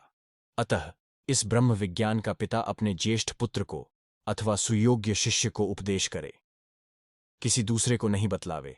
यद्यपि इस आचार्य को यह समुद्र परिवेष्टित और धन से परिपूर्ण सारी पृथ्वी दे, उससे यही बढ़कर है, यही बढ़कर है। गायत्री ही ये समस्त भूत हैं। जो कुछ भी ये स्थावर जंगम प्राणी हैं, वे गायत्री ही हैं।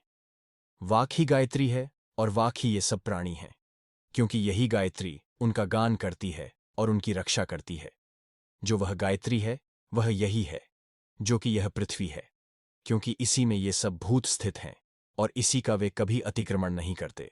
जो भी यह पृथ्वी है, वह यही है जो कि इस पुरुष में शरीर है, क्योंकि इसी में ये प्राण स्थित हैं और इसी को वे कभी नहीं छोड़ते।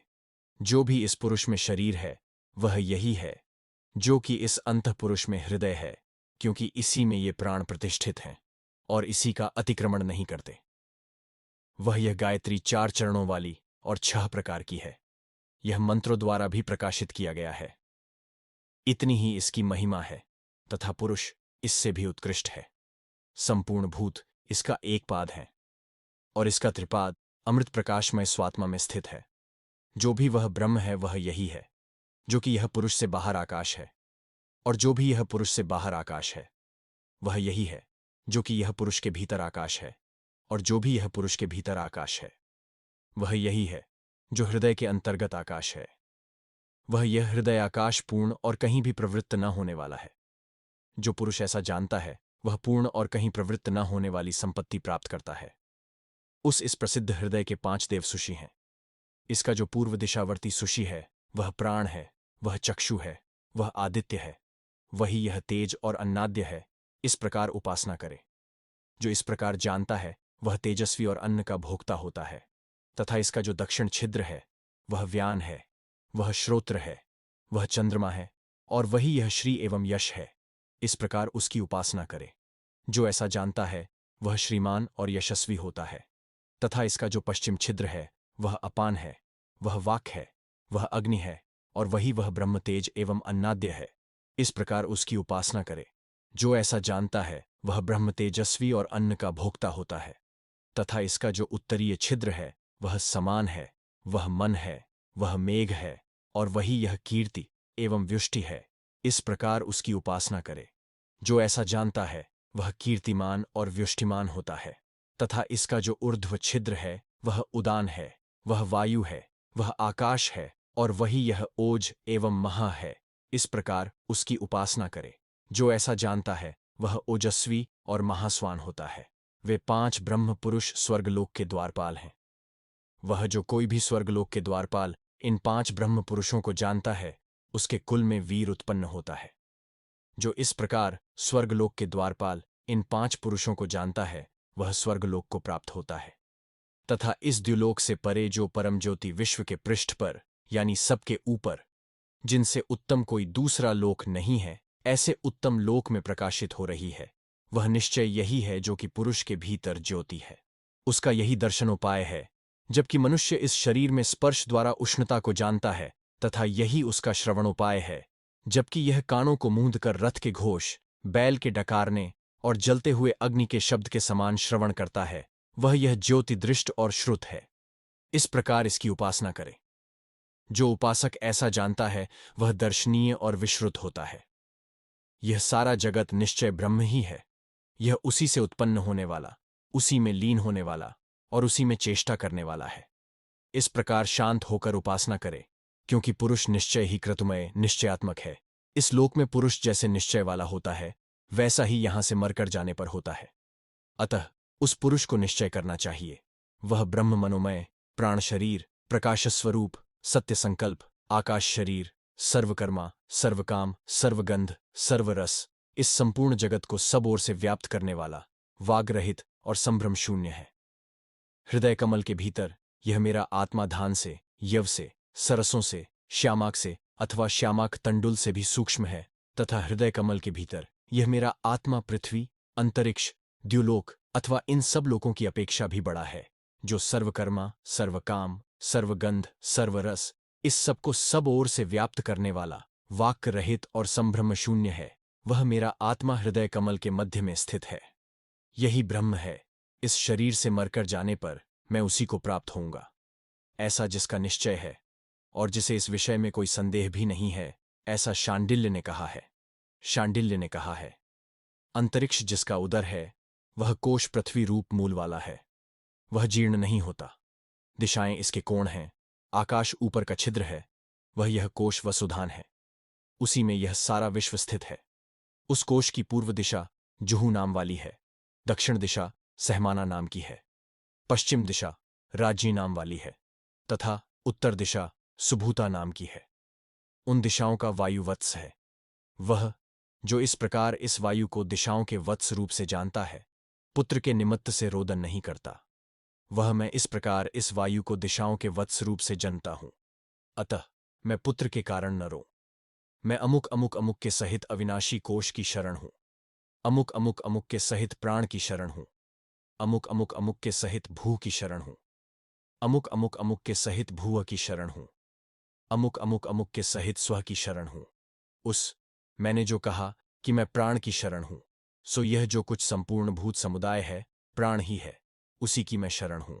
तथा मैंने जो कहा कि मैं भू की शरण हूं, इससे मैंने यही कहा कि मैं पृथ्वी की शरण हूं, अंतरिक्ष की शरण हूं और द्युलोक की शरण हूं।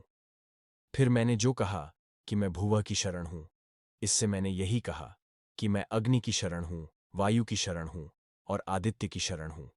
तथा मैंने जो कहा कि मैं स्वः की शरण हूं, इससे मैंने यही कहा कि मैं ऋग्वेद की शरण हूं, यजुर्वेद की शरण हूं और सामवेद की शरण हूं।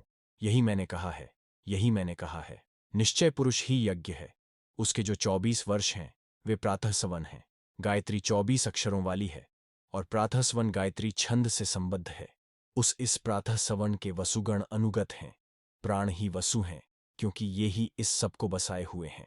यदि इस प्रातः सवन संपन्न आयु में उसे कोई रोग आदि कष्ट पहुंचाए, तो उसे इस प्रकार कहना चाहिए, हे प्राण रूप वसुगण, मेरे इस प्रातः सवन को माध्यम दिन सवन के साथ एक रूप कर दो। यज्ञ स्वरूप मैं आप प्राण रूप वसुओं के मध्य में विलुप्त न होऊं, तब उस कष्ट से मुक्त होकर वह निरोग हो जाता है। इसके पश्चात जो 44 वर्ष है, माध्यम दिन सवन है, त्रिष्टुप छंद से संबद्ध है। उस माध्यम दिन सवन के रुद्रगण अनुगत हैं। प्राण ही रुद्रगण हैं, क्योंकि ये ही इस संपूर्ण प्राणी समुदाय को रुलाते हैं। यदि उस आयु में कोई संतप्त करे, तो उसे इस प्रकार कहना चाहिए, हे प्राण रूप रुद्रगण, मेरे इस मध्याह्नकालिक सवन को तृतीय सवन के साथ एकीभूत कर दो। यज्ञ स्वरूप मैं प्राण रूप रुद्रों के मध्य में कभी विच्छिन्न न हूं। ऐसा कहने से वह उस कष्ट से छूट जाता है और निरोग हो जाता है।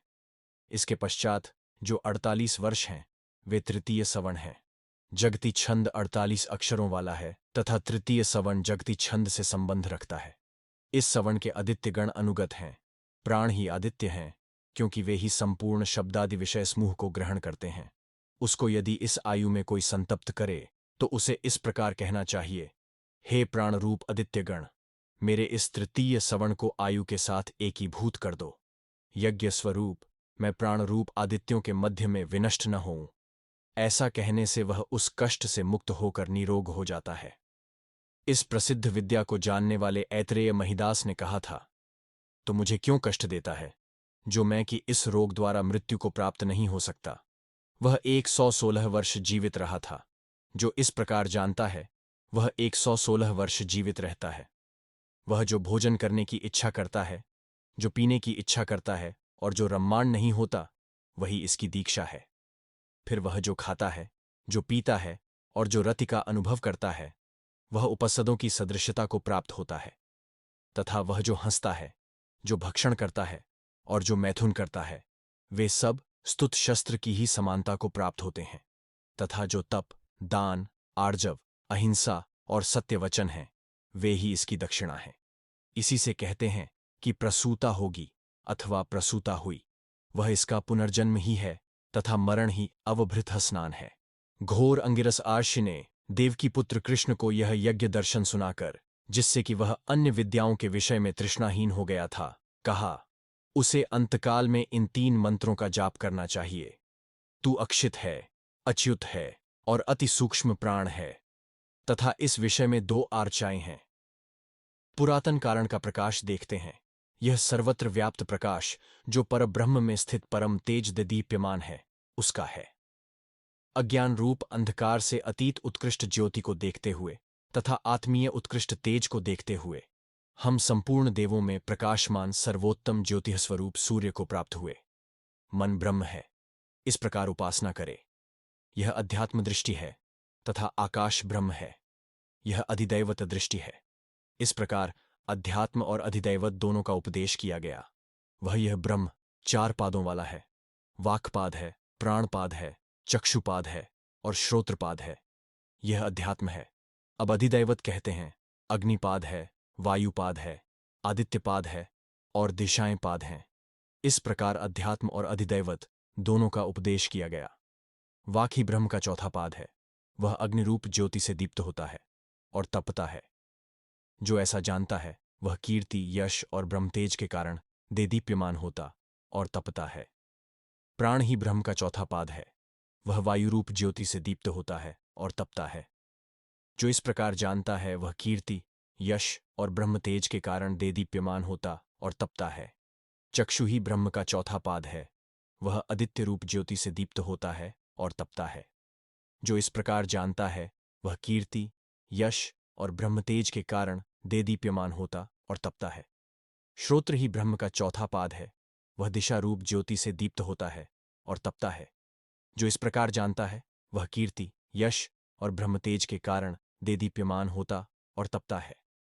आदित्य ब्रह्म है, ऐसा उपदेश है। उसी की व्याख्या की जाती है।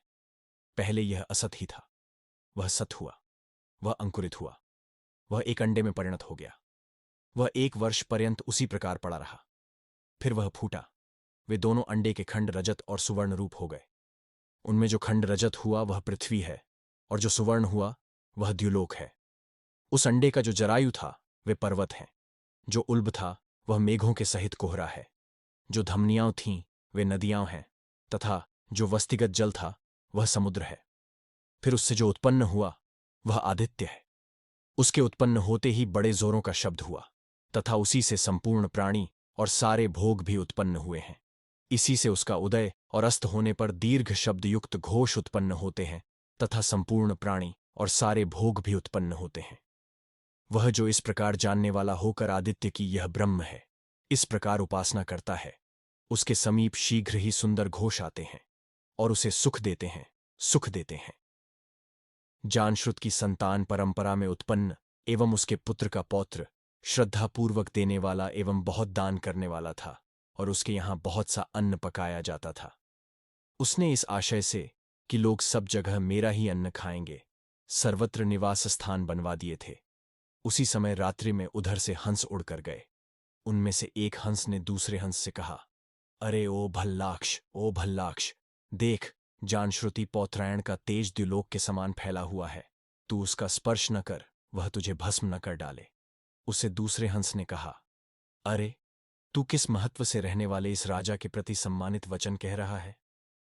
क्या तू इसे गाड़ी वाले रैक के समान बतलाता है? इस पर उसने पूछा। यह जो गाड़ी वाला रैक्व है, कैसा है? जिस प्रकार कृत नामक पासे के द्वारा जीतने वाले पुरुष के अधीन उससे निम्न श्रेणी के सारे पासे हो जाते हैं, उसी प्रकार प्रजा जो कुछ सत्कर्म करती है वह सब उस रैक्व को प्राप्त हो जाता है। जो बात वह रैक्व जानता है उसे जो कोई भी जानता है, उसके विषय में मैंने भी यह कह दिया। इस बात को जानश्रुति पौत्रायण ने सुन लिया।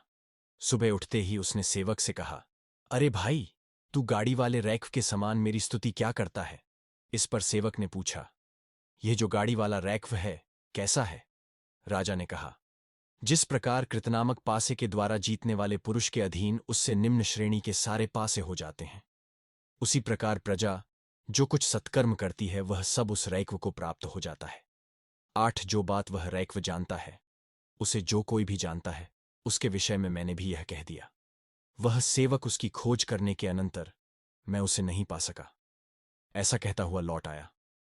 तब उससे राजा ने कहा, अरे, जहां ब्राह्मण की खोज की जाती है वहां उसके पास जा। उसने एक छकड़े के नीचे खाज खुजलाते हुए रैक्व को देखा। वह उसके पास बैठ गया और बोला, भगवन, क्या आप ही गाड़ी वाले रैक्व हैं? तब रैक्व ने स्वीकार किया, अरे हां, मैं ही हूं। तब वह सेवक यह समझकर कि मैंने उसे पहचान लिया है, लौट आया। तब वह जानश्रुति पौत्रायण 600 गौए, एक हार और एक खच्चरियों से जुता हुआ रथ लेकर उसके पास आया और बोला, हे रैकव, ये 600 गौए, यह हार और यह खच्चरियों से जुता हुआ रथ मैं आपके लिए लाया हूं। हे भगवान, आप मुझे उस देवता का उपदेश दीजिए जिसकी आप उपासना करते हैं। उस राजा से दूसरे रैक्व ने कहा, ऐ शूद्र गौं सहित यह हारयुक्त रथ तेरे पास ही रहे। तब वह जानश्रुति पौत्रायण 1 सहस्त्र गौए, एक हार और खच्चरियों से जुता हुआ रथ और अपनी कन्या, इतना धन लेकर फिर उसके पास आया और उस रैक्व से कहा, हे रैक्व, ये 1 सहस्त्र गौए, यह हार, यह खच्चरियों से जुता हुआ रथ, यह पत्नी और यह ग्राम जिसमें कि आप हैं लीजिए, और हे भगवान, मुझे अवश्य अनुशासित कीजिए। तब उस राजकन्या के मुख को ही विद्या ग्रहण का द्वार समझते हुए रैक्व ने कहा, अरे शूद्र, तू ये गौयों आदि लाया है सो ठीक है। तू इस विद्या ग्रहण के द्वार से ही मुझसे भाषण कराता है। इस प्रकार जहां वह रैक्व रहता था वे रैक्वपर्ण नामक ग्राम महावृष देश में प्रसिद्ध हैं। तब उसने उससे कहा, वायु ही संवर्ग है। जब अग्नि बुझता है तो वायु में ही लीन होता है, जब सूर्य अस्त होता है तो वायु में ही लीन होता है, और जब चंद्रमा अस्त होता है तो वायु में ही लीन हो जाता है। जिस समय जल सूखता है वह वायु में ही लीन हो जाता है। वायु ही इन सब जलों को अपने में लीन कर लेता है। यह अधिदैवत दृष्टि है। अब अध्यात्म दर्शन कहा जाता है, प्राण ही संवर्ग है। जिस समय वह पुरुष सोता है, प्राण को ही वाक इंद्रिय प्राप्त हो जाती है, प्राण को ही चक्षु, प्राण को ही श्रोत्र और प्राण को ही मन प्राप्त हो जाता है। प्राण ही इन सबको अपने में लीन कर लेता है। वे ये 2 ही संवर्ग हैं, देवताओं में वायु और इंद्रियों में प्राण। एक बार कपिगोत्रज शौनक और कक्षसेन के पुत्र अभिप्रतारी से, जबकि उन्हें भोजन परोसा जा रहा था, एक ब्रह्मचारी ने भिक्षा मांगी, किंतु उन्होंने उसे भिक्षा न दी। उसने कहा, भुवनों के रक्षक उस एक देव प्रजापति ने 4 महात्माओं को ग्रस लिया है। हे कापेय, हे अभिप्रतारिण, मनुष्य अनेक प्रकार से निवास करते हुए उस एक देव को नहीं देखते, तथा जिसके लिए यह अन्न है उसे ही नहीं दिया गया। उस वाक्य का कपिगोत्रोत्पन्न शौनक ने मनन किया और फिर उस ब्रह्मचारी के पास आकर कहा, जो देवताओं का आत्मा, प्रजाओं का उत्पत्तिकर्ता, हिरण्यदंष्ट्र, भक्षणशील और मेधावी है, जिसकी बड़ी महिमा कही गई है, जो स्वयं दूसरों से न खाया जाने वाला और जो वस्तुतः अन्न नहीं है उनको भी भक्षण कर जाता है, हे ब्रह्मचारिण, उसी की हम उपासना करते हैं। इस कहकर उसने सेवकों को आज्ञा दी कि इस ब्रह्मचारी को भिक्षा दो। तब उन्होंने उसे भिक्षा दे दी। वे ये अज्ञाधि और वायु 5 वागादि से अन्य हैं, तथा इनसे वागादि और प्राण ये 5 अन्य हैं। इस प्रकार ये सब 10 होते हैं। ये 10 कृत हैं। अतः संपूर्ण दिशाओं में ये अन्न ही 10 कृत हैं। ये विराट ही अन्नादि है। उसके द्वारा यह सब देखा जाता है। जो ऐसा जानता है उसके द्वारा यह सब देख लिया जाता है, और वह अन्न भक्षण करने वाला होता है। जबाला के पुत्र सत्यकाम ने अपनी माता जबाला को संबोधित करके निवेदन किया, हे पूज्य, मैं ब्रह्मचर्य पूर्वक निवास करना चाहता हूं। मैं किस गोत्र वाला हूं? उसने उससे कहा, हे तात, तू जिस गोत्र वाला है उसे मैं नहीं जानती। पहले मैं पति के घर आए हुए बहुत से अतिथियों की सेवा टहल करने वाली परिचारिका थी। उन्हीं दिनों जब मैंने तुझे प्राप्त किया, अतः मैं यह नहीं जानती कि तू किस गोत्र वाला है। मैं तो जबाला नाम वाली हूं और तू सत्यकाम नाम वाला है।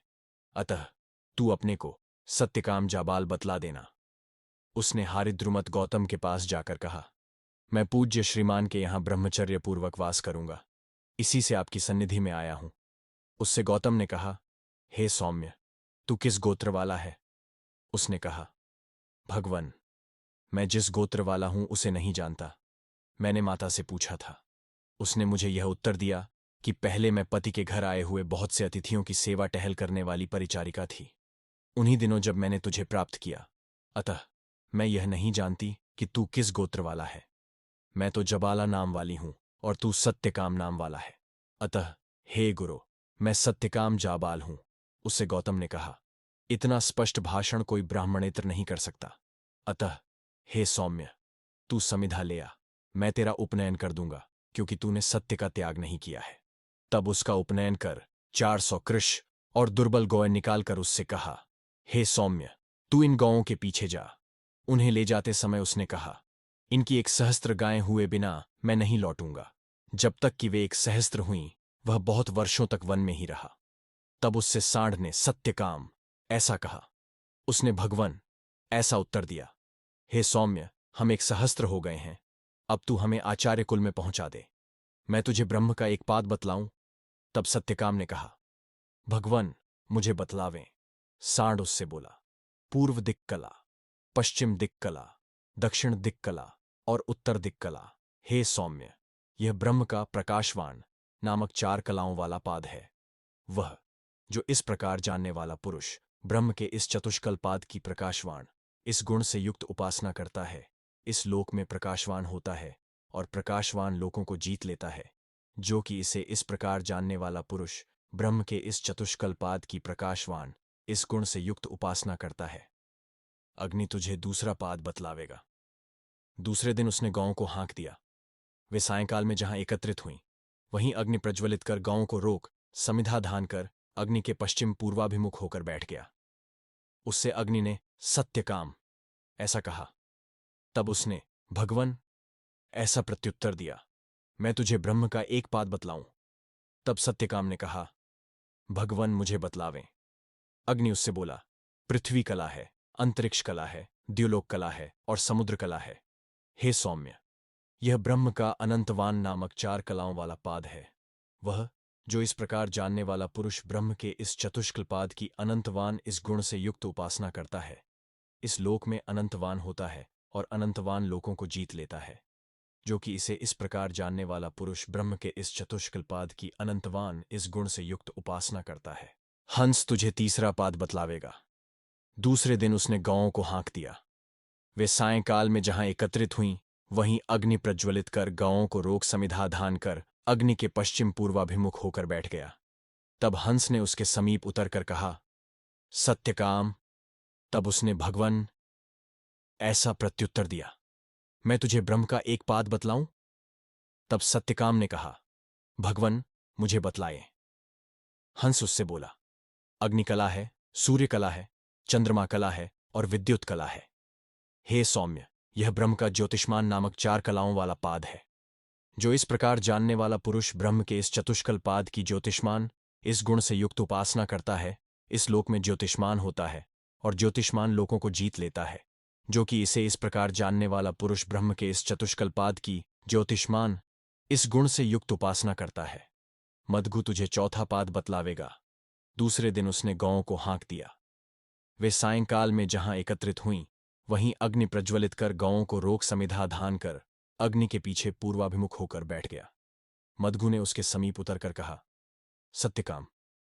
तब उसने भगवन ऐसा प्रत्युत्तर दिया, हे सौम्य, मैं तुझे ब्रह्म का पाद बतलाऊं। तब सत्यकाम ने कहा, भगवन मुझे बतलाए।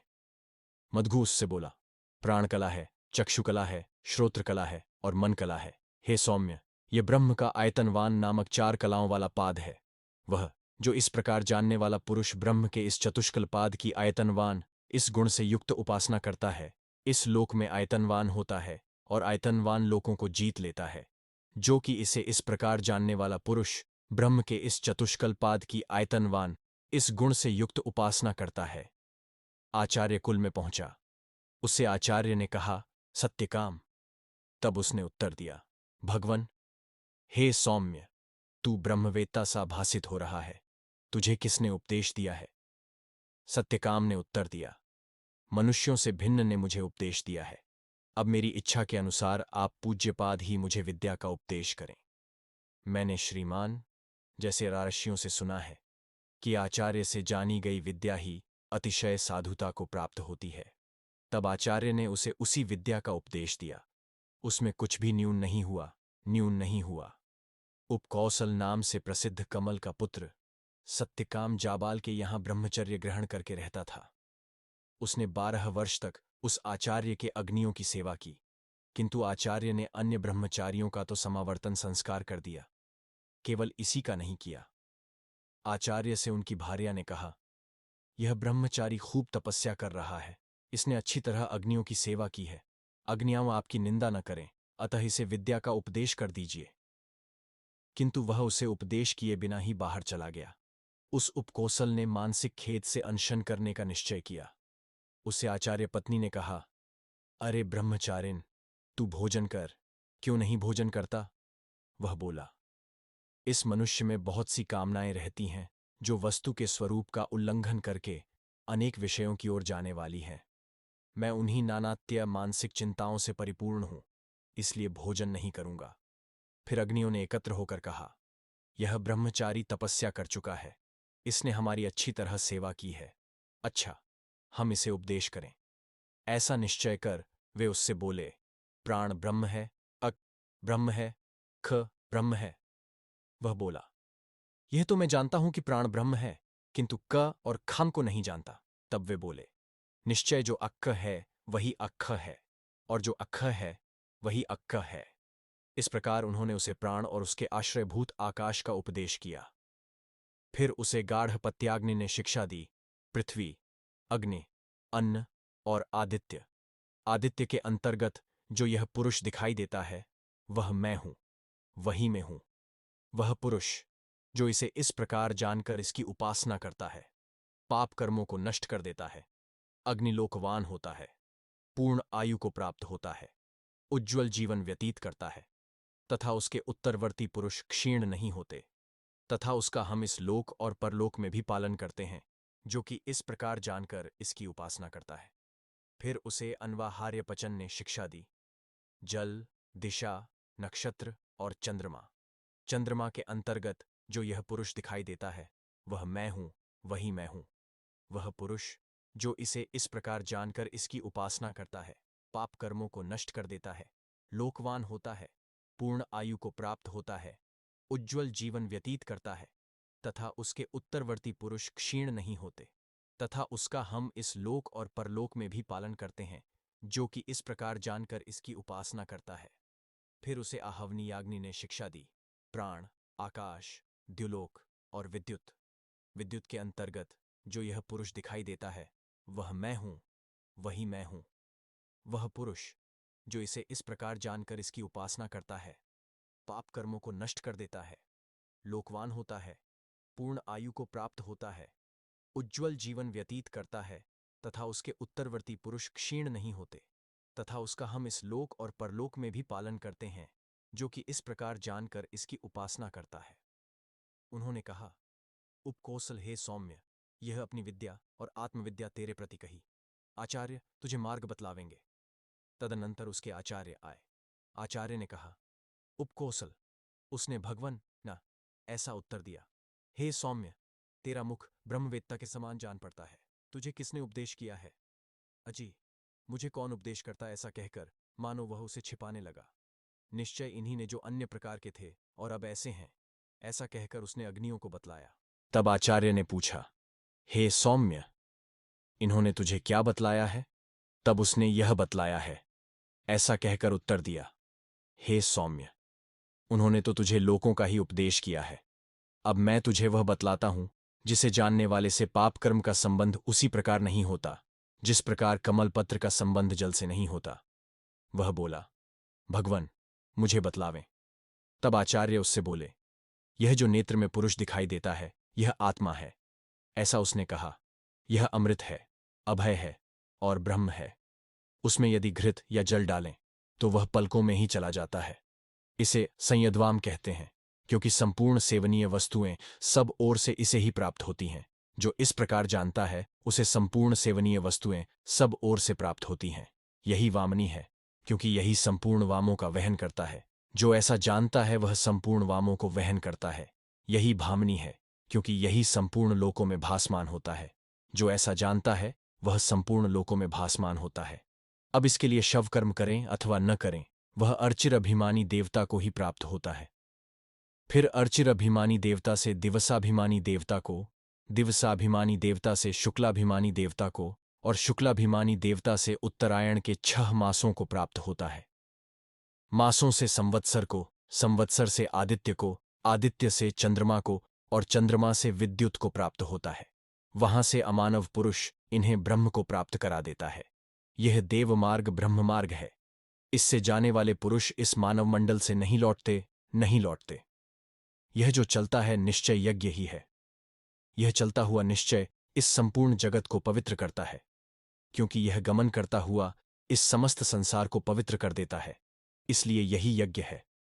मन और वाक, ये दोनों इसके मार्ग हैं।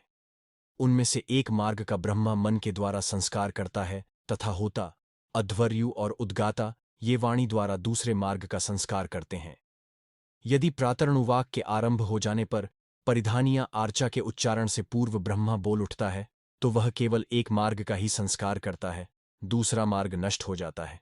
जिस प्रकार एक पांव से चलने वाला पुरुष अथवा एक पहिए से चलने वाला रथ नष्ट हो जाता है, उसी प्रकार इसका यज्ञ भी नाश को प्राप्त हो जाता है।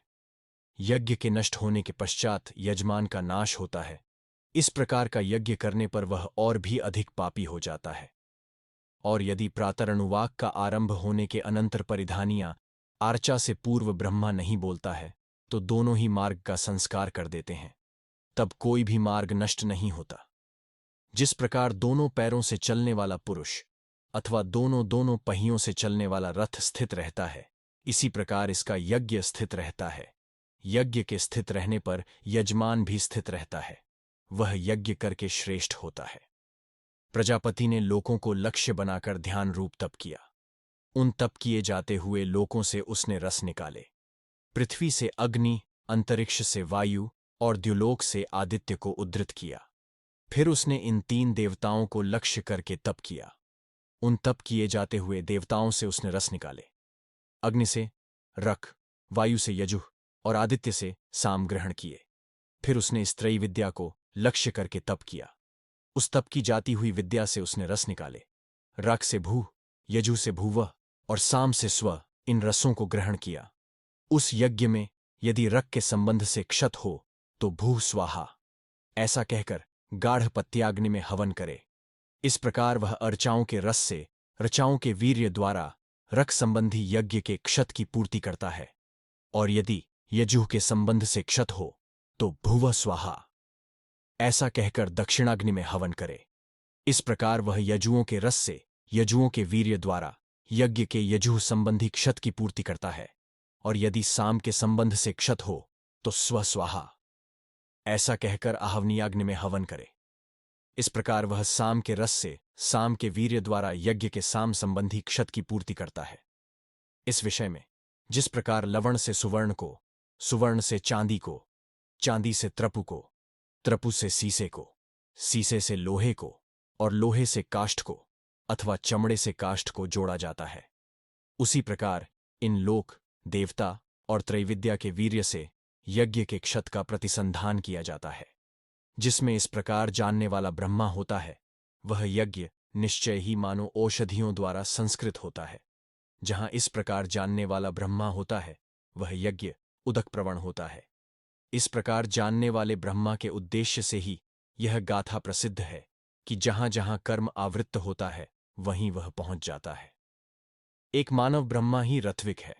जिस प्रकार युद्ध में घोड़ी योद्धाओं की रक्षा करती है, उसी प्रकार ऐसा जानने वाला ब्रह्मा यज्ञ, यजमान और अन्य समस्त रथविजों की भी सब ओर से रक्षा करता है। अतः इस प्रकार जानने वाले को ही ब्रह्मा बनावे, ऐसा न जानने वाले को नहीं, ऐसा न जानने वाले को नहीं।